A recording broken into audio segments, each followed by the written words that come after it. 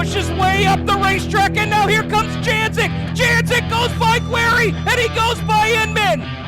Burnell gets a great run, another 3 wide for the race lead. It's going to drag race off of turn 4. Shepard is there, but it's Larry White at the line. Still going to be Pat Ward, and they make contact. Britton has broken the race car. AJ Slideways. Alan Johnson wins. Whether you hug the infield tires or rip the cushion, you found the fastest dirt track podcast in motorsports. Welcome to Where Legends Are Made, the official podcast of Land of Legends Raceway. Here's Stephen and Brad Ovens. Hey fans, welcome into another episode of Where Legends Are Made, the official podcast of the Land of Legends Raceway. This is your announcer, Steve Ovens, coming to you with another episode and talking with a driver that some of our fans may not be too familiar with. Others, if you've been paying attention to some racing here, 2023 and kicking off 2024, you've probably heard this name and been very familiar. Dalton Slack joins us on this episode. Dalton, appreciate the time today, man. Not a problem. Thank you very much for having me on. It's cool to be on all these platforms and get my name out there and show people that what we do for a living and get my name out there, and it's fun. Yeah, well, let's talk about some recent runs and there's been a lot of chatter about Dalton Slack. Let's talk about that run at Port Royal. I know it didn't quite end the way that you wanted to, but man, you really made a name for yourself there with a great run down there. Yeah, it was obviously it didn't end the way we wanted to, but just one of those situations. Really just can't hang our heads on the weekend at all. Kind of went into it the same as Super Dirt Week. Just really, it's a racetrack that nobody goes to. So it was like everybody goes there once a year and it's kind of a level playing field, but that was our first race of the year. A lot of guys went to Florida, and just with our work situation being at Bicknell Racing Products, just really can't get down to Florida. So went to Port Royal with kind of an open mindset and just wanted to go and make the show, really. As crazy as that sounds, I tell people that and they're like, well, you finished really well, and just to tell people to make the show. But honestly, my expectations were low. And then Friday we transferred in, and the racetrack was most definitely, it was different. They weren't expecting it to rain, and it rained. Wasn't the Port Royal that everybody knew. And I can't give Port Royal Speedway enough credit, because Saturday they turned it right around. In that first practice session, it was like dead slick and dead smooth and no ripples across the racetrack. So Saturday's feature started 16th and kind of just bought my time and kind of just rode around for a while, and kind of started letting people come towards me, fall back instead of me trying to push forward. And that worked in my favor. And then about 25 laps to go, there was a caution. I think we were sitting still pretty deep, like 18th, and I finally had to turn it up and got all the way up to 6th, had that restart, and I think we were about passing for 5th. And then that last restart coming down the hill, we started running out of fuel. Yes, it was topped all the way. I've answered that a lot over the last couple of weeks. But it was just one of those situations, nobody's fault. Just, it's a big racetrack and they didn't count cautions.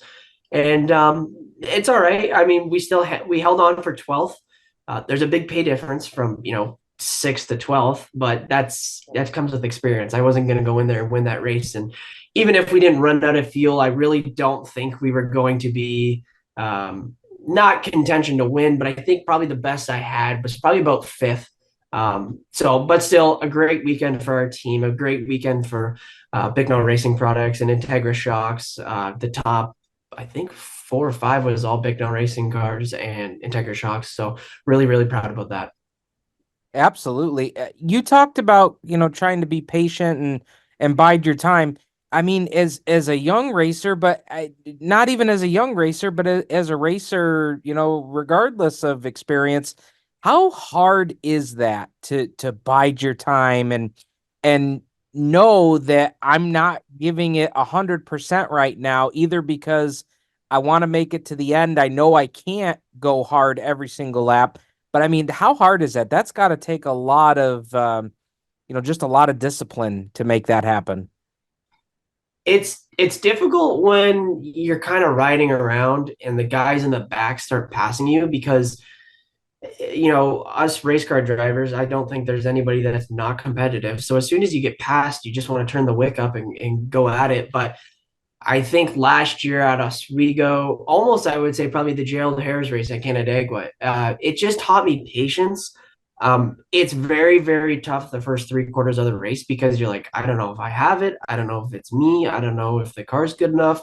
But then eventually it will start coming to you and the racetrack will come to you and the cars will eventually just start backing up, whether people are blowing tires or running out of fuel or just can't drive on the slick.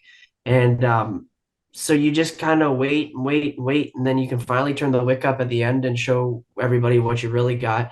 But it's difficult. It's you can't even compare it to anything. Like there's no sports where you really just like, okay, you got to stay calm and stay patient and wait and wait and wait until you can really, really go. But if you got it, then good for you. Like I think I have a little bit of that patience, but it's tough as a young racer, most definitely. Absolutely.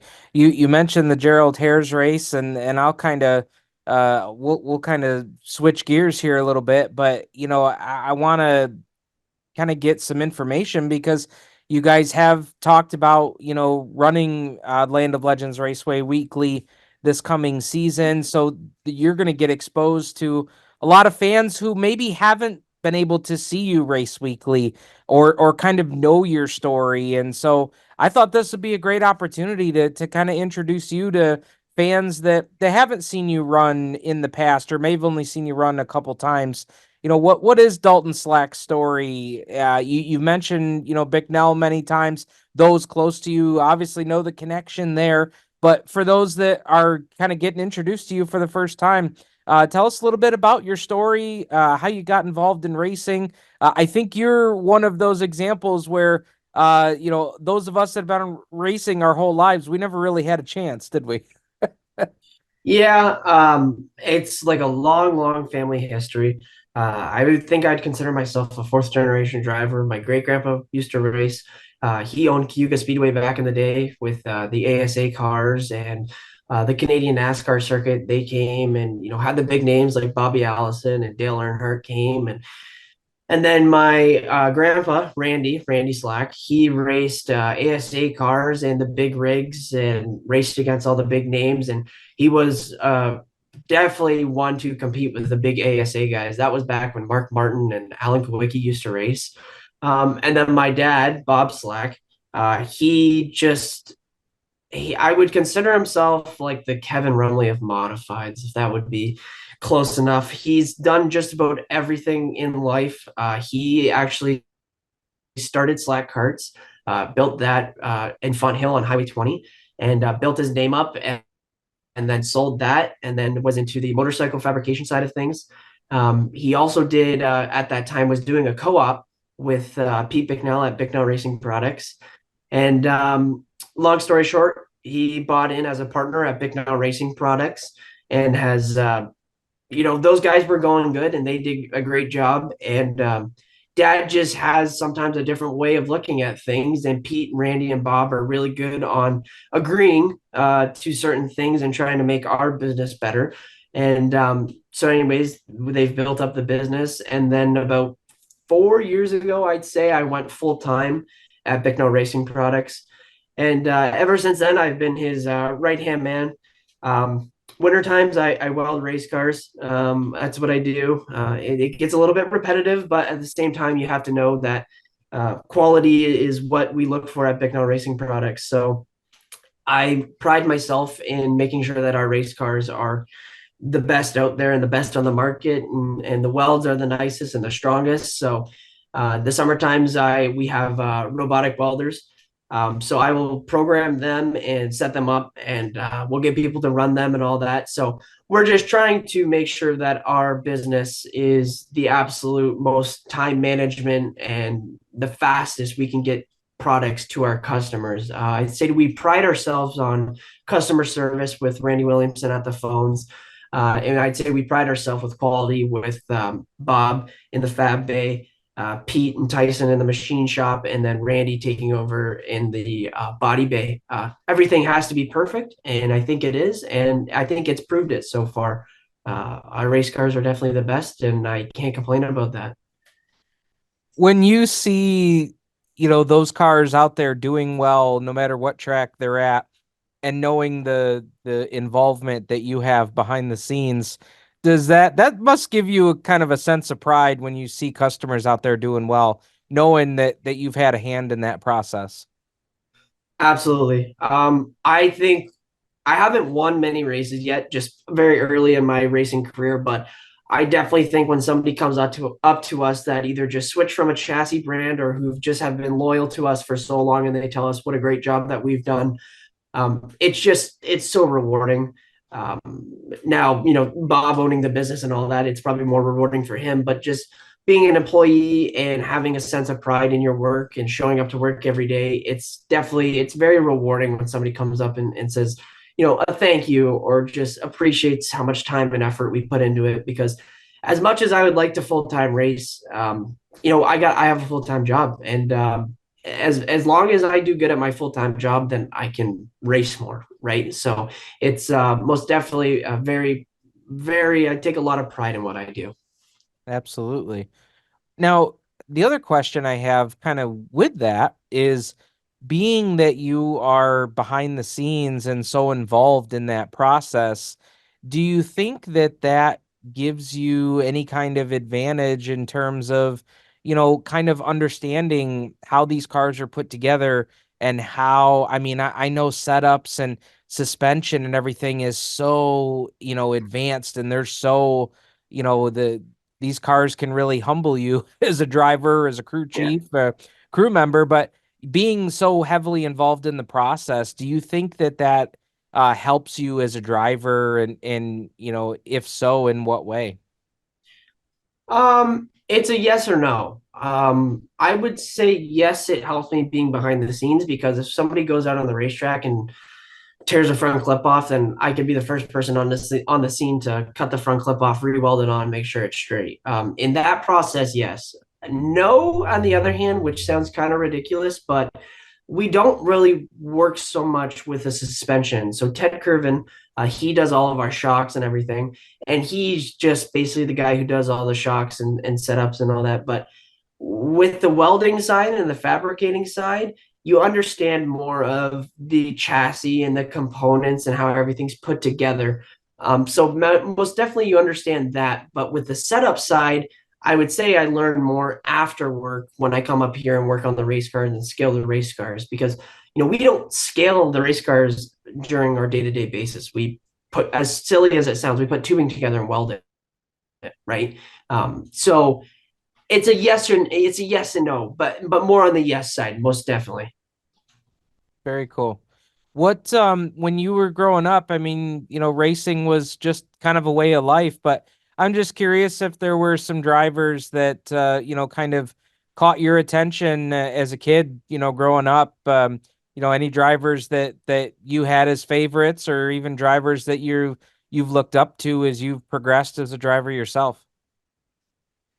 Yeah, we've had before I was of age to race the modified, we've definitely had some good drivers in our race car. And I think probably one of the biggest answers when I was a kid, because I remember going on vacation with mom and dad and my little brother. And we would always stop by Matt Shepard's shop. I'd say probably everybody would say Matt Shepard is their hero because of what he does.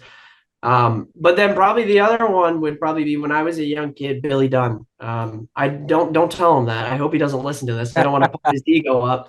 But no, Billy was the first person to actually ever drive the 3RS back when we started this whole entire program.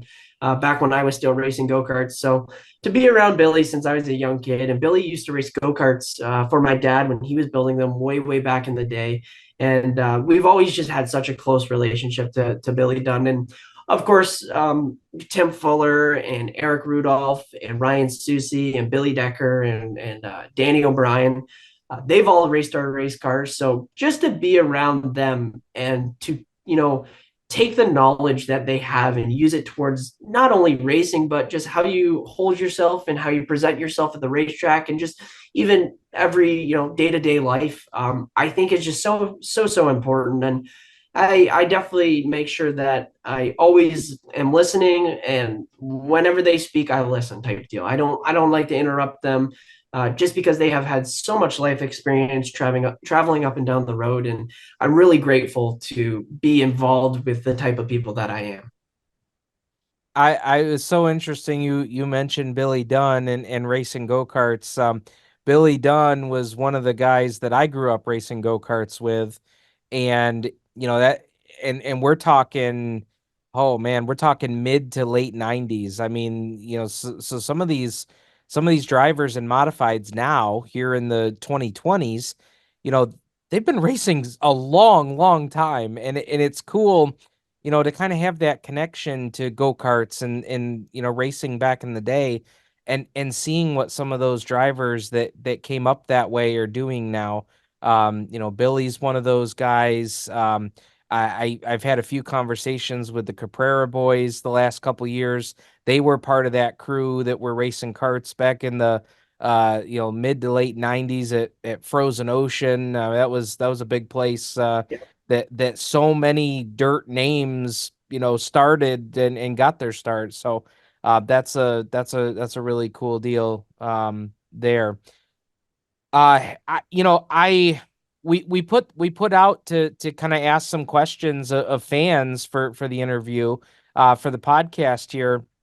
And I know a lot of fans are gonna wanna gravitate toward talking about things that have happened in the recent past here. I'm not gonna get into that stuff. Everybody can go and read and do all of that stuff. But I'm curious, for this coming season, you've mentioned wanting to run at Canandaigua this year.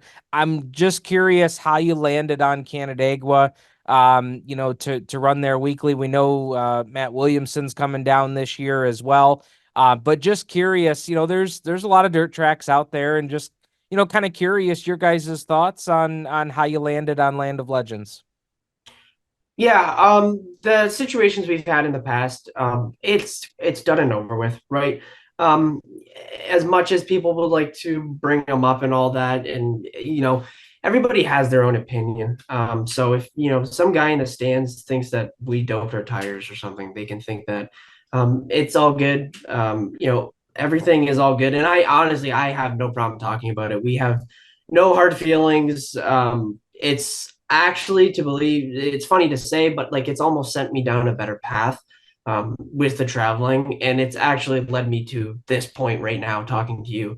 Coming to Canandaigua on Saturdays, we need to race more big blocks. So we don't have any big block tracks around here, like Western New York and Southern Ontario, and get more in the northern part or eastern part of Ontario. It's all small block tracks, which is fine, but you're not going to get the experience you will going to places like a Canandaigua or a Brewerton. Canandaigua was obviously just a lot closer. We're going to make our Friday night homes at Ransomville, just to keep our small block program intact. And then we're going to race our big block at Canandaigua. We landed on that because just the competition. I'd say it's kind of like a Merrittville, not the track, but just like the competition and a little bit of the track, because it's a technical track. It's a tricky racetrack. And we're not going to get any better by traveling to places that, competition is fierce everywhere you go, and everybody's getting closer nowadays, but I don't think there's anywhere like Canandaigua right now. And same with Ransville. Ransville's got a ton of good cars. Canandaigua with Justin Hares and Eric Rudolph, and now Matt, and Tim Fuller will come sometimes, and Matt Shepard, and the names just go on and on and on. And the only way we're going to get better is by just beating our heads off the wall until we get it and figure it out, and finally hopefully we'll break through this year and have some good runs, and if we do, good for us, and it'll be exciting. But don't, like, once again, just don't have any expectations, just roll into it, and we'll just try our best. It's going to be it's going to be a whole new year, and we started it good at Port Royal, so hopefully this year is going to be kind of feed off of last year's Gerald Hare's race and Super Dirt Week and move on to the Port Royal. I hope we feed off of that energy and bring it towards 2024. How many starts have you had at Land of Legends? I know the Gerald Hare's race last year, but I I I was thinking it's got to be less than 5. I didn't have an exact count. Maybe I was wondering if you remembered. So last year for the August Super Dirt Series race, we were having just some gremlins in the race car, and we were trying to figure that out. So I didn't make that race. There's no excuses. Just wasn't very good. The first time I went there and just didn't make it. And then the second time was the Gerald Harris race, and I think we started 22nd and finished 7th. So 2 starts. What, from your perspective, kind of getting around that place for the first time last year, which end of the track is trickier, or is the whole thing tricky to get around? The whole thing is tricky. I think 1 and 2 is the easier corner because it kind of just like pinches off real hard on the bottom, and you can slow the car down enough. Where 3 and 4, your depth perception is kind of funny because you still have to drive into 3 so hard on the bottom. But if you drive in and you don't use enough brake, you're going to miss the bottom and just kind of be in no man's land. And 3 and 4 on the top, entering 3 is good because you can still rotate. But as soon as you get to 4, that's where all the cars come on the racetrack. So the cushion just kind of like is gone. So you kind of just float, and then eventually you'll catch a little bit of brown and run down the front straightaway. But I think 3 and 4 most definitely. It took me a while to get used to it. Well, I'm looking forward to this year, and I agree with you. I think that names for sure have come and gone as years has gone on, but the fact remains is years ago they used to promote and advertise the place as this is not far from what you're going to see on a traveling series, and we have it every Saturday night. And I think in the last couple of years that has remained true. We have some of the biggest names in the sport that are competing there on a weekly basis. And when you can be standing on the front straightaway getting interviewed in a top 3 finish, you've really done something, whether you've won the race or you finished 3rd. So definitely looking forward to seeing that competition level again this year. And you're certainly going to be a big part of that. I know you say that, you come into the season without expectations, but is there any, those first couple weeks, what is going to be a successful night? And we don't have to put a finish on it, but to you, let's take those first 2 Saturday nights. What is going to be you guys loading up in the hauler and headed back west? What's going to be a successful night for you guys? Finish wise is tough. I, like like I could sit here and tell you top 5 would be great, but I know it's probably not going to be top 5. So I think probably like I'd say a top 12 or a top 10, most definitely. But I think the first 2 Saturdays is just going to be learning. I think that's going to be the biggest thing. Like if we can leave there and we can know what we can work on and get better for next week, it's a good feeling. If we go there and we're not very good and we don't know, it's a tough feeling heading home. So if we can just go there, keep the car in one piece, have some good races, get some laps under my belt. Top 10 would be awesome. Top 5 would be unbelievable, just because of the competition. But I think just kind of getting into the swing of things and racing their Saturdays and learning. And I think that's definitely what's going to be the biggest thing to take away for the first 2 Saturdays. Couple fans didn't comment on the post, but sent private messages in, saying, "Hey, make sure to have Dalton mention, where we can follow the race team on social media. Social media is so big. People kind of want to follow along with where you guys are at and how things are going. Let fans know where they can do so." Yeah, so I finally caved in and I finally made a racing page. Uh, it's just social media, like you said, it's just so big, and that's it's the easiest way for people to keep up with you and to gain fans. And so the racing page is Dalton Slack Racing on Facebook. You can go on there. We just kind of give a little bit of an insight on what we do, kind of day to day stuff, and thanking our sponsors and schedule wise. And my Facebook and Twitter is just Dalton Slack. And yeah, Bicknell Racing Products is on Instagram and Facebook and Twitter too. So if you want to go there and follow that as well, that'd be awesome. Awesome. Very cool.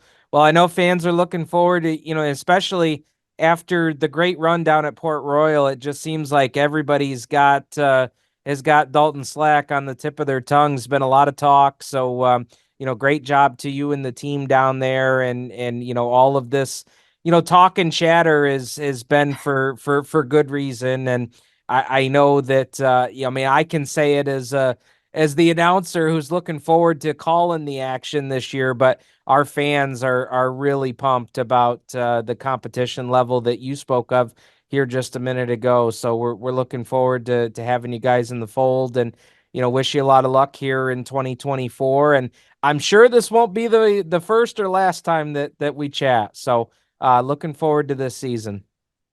Thank you. I appreciate you having me on, most definitely.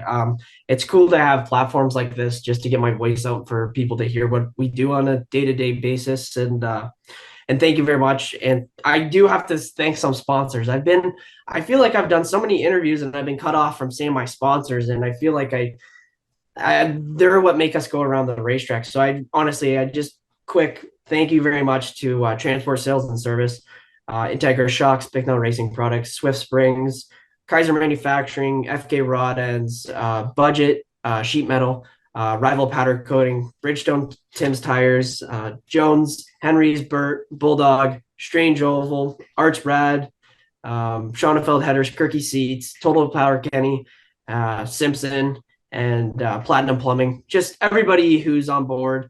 Kevlar makes our big blocks. We have a Kevlar and a CC, so thank you very much to them. And honestly, can't do it without them. And I really, really appreciate everything they do for me and my race team. Oh, awesome, man. Want to end the interview on a non-racing question. We know you're from, the western side of our area. So, do we follow sports? We got any favorite sports teams? What's outside of racing? What interests do you have? Being Canadian, you think I like hockey. It's not that I despise hockey, but I don't like hockey. Something to do with the stereotype. I'm not a hockey guy. I can play hockey, not that good at it, but I can skate. But definitely, probably football would probably be my biggest one. I'm probably more American than I am Canadian. I'm a big Philadelphia Eagles fan. Went there last year when they were in the second round against the Giants, and I know Matt Shepard's favorite team is the Giants, so we have a little bit of a relationship. So no, definitely the Eagles. So a little disappointed on how the year ended this year, but they've done some good things in free agency, and hopefully I can be back there for the playoff game next year. I was gonna say, man, as a Giants fan myself, dagger to my heart, but I will say the Birds have had a hell of an offseason, so should be interesting. Yeah. I hope so. I hope it's better than last year, because last year it was hard to watch. But I'm a true fan, so I watched through all of it, even though the pain and suffering. It was almost worse than running out of gas at Port Royal. I love it, man. I love it. Thanks a lot, and we'll see you at the track here soon, Mother Nature willing. Awesome. Thank you, guys. So excited for this year. See everybody at Canandaigua. All right, folks. That's Dalton Slack here on Where Legends Are Made. He is going to be one to watch this year out at Canandaigua, and be sure to follow his social media page, Dalton Slack Racing, and Dalton Slack on Twitter. I'm not calling it X. I'm calling it Twitter. I don't care what Elon says. We're sticking with Twitter. So follow him there, and you'll be able to follow him all season long here at the Land of Legends.